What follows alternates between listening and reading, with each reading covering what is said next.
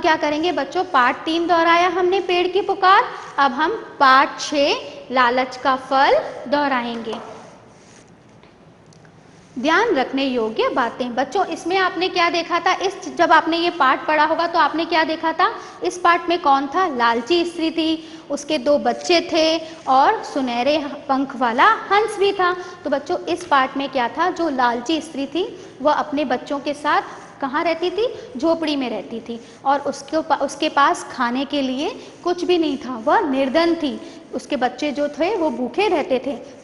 एक दिन क्या होता है, उसके घर के पास एक सुनहरे पंख वाला जो है वो पक्षी आकर बैठता है। उसकी जो बेटी बालिका होती है वो बोलती है कि मम्मा, उसमें से जो उसके 2 बच्चे थे, एक बालक और एक बालिका। बालक जब बाहर देखता है तो वह क्या देखता है, एक अद्भुत पक्षी। वह अपनी माँ से बोलता है कि माँ, बाहर एक अद्भुत पक्षी है।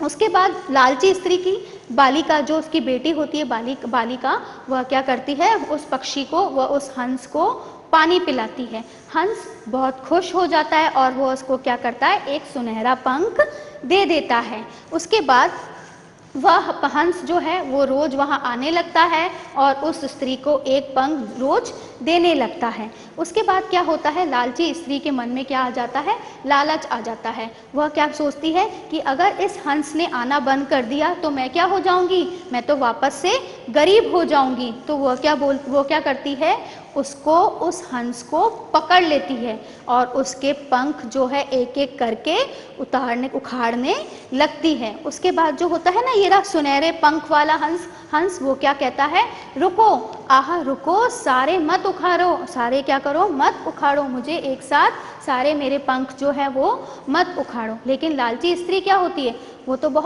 वो तो सोचती ही नहीं है, वो उसके एक एक करके वो उसके पंख जो है उखाड़ने लगती है। और वो पंख कैसे हो जाते हैं, जैसे ही वो पंख उतारती है वो पंख सफ़ेद हो जाते हैं। वो बोलते हैं, वो जो हंस होता है वो बोलता है, लालची स्त्री, यह तूने क्या किया, तूने तो मेरे सारे पंख उखाड़ दिए। अब क्या होता है, लालची स्त्री को पंख मिलते हैं क्या सोने के, नहीं, वह सोने के पंख कैसे हो जाते हैं, वह सफ़ेद हो जाते हैं। और वह हंस कैसा हो जाता है, उसके जो पंख होते हैं सोने के वह भी सफ़ेद हो जाते हैं। तो बच्चों इस चैप्टर में मेरे साथ बुक वर्क पढ़ो। स्त्री कहाँ रहती थी, झोपड़ी में। बच्चों स्त्री कहाँ रहती थी, झोपड़ी में। स्त्री के कितने बच्चे थे, 2। पेड़ पर कौन आकर बैठा, बच्चों पेड़ पर कौन आकर बैठा था, हंस। हंस के पंख कैसे थे, सुनहरे। हंस के पंख कैसे थे, सुनहरे। हंस के नए पंख कैसे थे, हंस के जो पंख थे वो तो सुनहरे थे, मगर स्त्री ने उसके सारे पंख उखाड़ दिए थे। फिर उसके पास जो वापस से पंख आए थे वो कैसे थे, सफ़ेद। घर घर भीख मांगने को फिर से कौन विवश हुआ, स्त्री। बच्चों घर घर भीख मांगने के लिए वापस से कौन विवश हो गया था, स्त्री पहले भी गरीब थी, निर्धन थी, लेकिन जो पंख था, सुनहरा जो पंख वाला जो हंस था, वो उसको क्या देता था, वो रोज उसको एक पंख देता था, जिससे उसके पास क्या हो गया था, पर्याप्त धन हो गया था, बहुत सारा धन हो गया था। लेकिन लालची स्त्री के मन में क्या आ गया था, लालच आ गया था। तो उसमें फिर से घर घर भीख मांगने के लिए फिर से कौन विवश हुआ, स्त्री, क्योंकि उसने क्या किया था, हंस के सारे पंख उखाड़ दिए थे। सही उत्तर पर सही का निशान लगाइए। क, हंस ने प्रसन्न होकर सबसे पहले सुनहरा पंख किसे दिया, स्त्री को या लड़की को। बच्चों उसको पानी किसने पिलाया था, हंस को पानी किसने पिलाया था, लड़की ने। तो सबसे पहले उसने जो सुनहरा पंख था वो किसको दिया था, लड़की को। तो आप लड़की पे टिक करेंगे। ख, धनी होकर स्त्री के मन में कौन सी भावना आ गई, लालच की, गुस्से की, दया की। कौन सी भावना आ गई थी बच्चों, लालच की भावना आ गई थी। ग, स्त्री को सुनहरे पंख किस बात के लिए मिले थे, दया के लिए, परोपकार के लिए, या वह दोनों, मतलब कि दोनों चीजें थी, दया भी की थी उसने और परोपकार भी। तो हम नंबर 3 पे टिक करेंगे। लालच करने के कारण स्त्री पुनः क्या हो गई, वापस से क्या हो गई थी, वो वापस से धनी हो गई थी या निर्धन हो गई थी, स्त्री वापस से निर्धन हो गई थी। बच्चों अब हम क्या देखेंगे, किसने किससे कहा। क माँ बहुत भूख लग रही है, यह किसने कहा था, लड़की ने स्त्री से। ख अद्भुत पक्षी, स्त्री ने लड़के से, किसने कहा था बच्चों, स्त्री ने लड़के से। आहा नहीं नहीं, सारे नहीं, रुको, यह किसने कहा था, हंस ने स्त्री से कहा था। क्या कहा था बच्चों, कि सारे एक साथ मत उखाड़।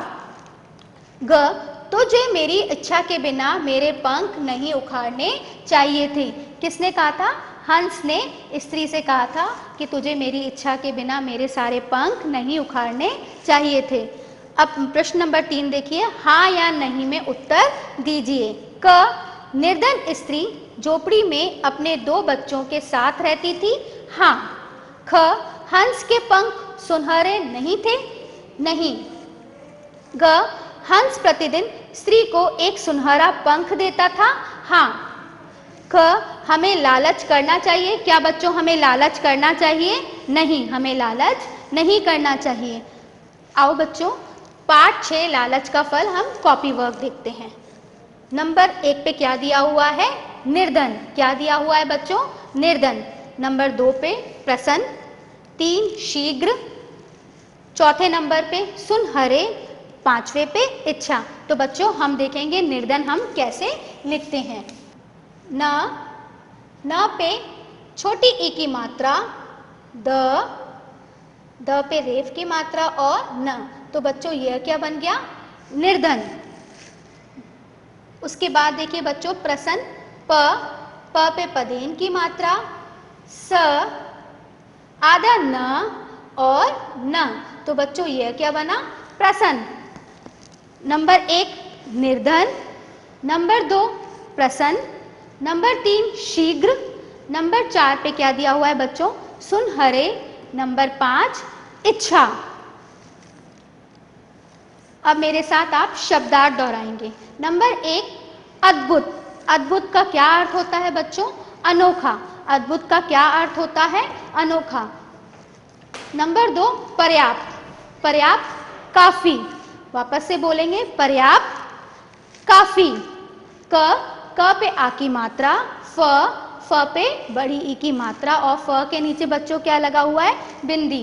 नंबर 3 निर्धन, निर्धन का अर्थ क्या होता है बच्चों, गरीब, निर्धन गरीब। वाक्य बनाइए। नंबर 1 पे प्रतिदिन, हमें प्रतिदिन स्नान करना चाहिए, हमें प्रतिदिन स्कूल जाना चाहिए, हम कुछ भी लिख सकते हैं हमें जिसमें प्रतिदिन अक्षर आता हो, हमें प्रतिदिन स्नान करना चाहिए। नंबर 2 पे क्या लिखा हुआ है बच्चों, निर्धन, हमें निर्धन व्यक्ति की मदद करनी चाहिए, मतलब कि निर्धन का अर्थ क्या था बच्चों, गरीब, हमें गरीब व्यक्ति की मदद करनी चाहिए। लिखित प्रश्न, अब हम प्रश्न उत्तर को दोहराएंगे। धनी होने के बाद लालची स्त्री क्या सोचने लगी, वापस से देखिए, धनी होने के बाद लालची स्त्री क्या सोचने लगी। धनी होने के बाद लालची स्त्री यह सोचने लगी कि यदि हंस ने आना बंद कर दिया तो क्या होगा। बच्चों वह क्या सोचने लगी थी कि हंस ने अगर आना बंद कर दिया तो मेरा क्या होगा।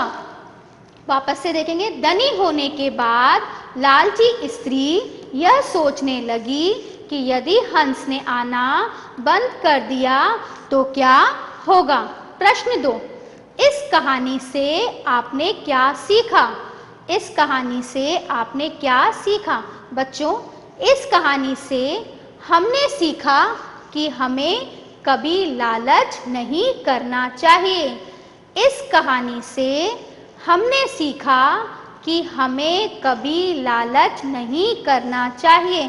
बच्चों इस कहानी से आपने क्या सीखा कि हमें कभी लालच नहीं करना चाहिए, क्योंकि लालची स्त्री क्या थी, उसको सुनहरे हंस, जो सुनहरे पंख वाला हंस था, वो उसको क्या देता था, रोज एक पंख देता था, जिससे वह धनी होने लगी थी। लेकिन उसने क्या किया, उसके पंख उखाड़ दिए, तो वो वापस से क्या हो गई, वापस से वह निर्धन हो गई। तो हमें क्या शिक्षा मिलती है इस चैप्टर, इस पार्ट से, कि हमें कभी भी लालच नहीं करनी चाहिए। तो बच्चों आज हमने कौन से पार्ट दोहराए, पार्ट 2, पार्ट 3 और पार्ट 6। आशा करती हूँ बच्चों आपको जो है ये पार्ट अच्छे से समझने आ गए होंगे। धन्यवाद।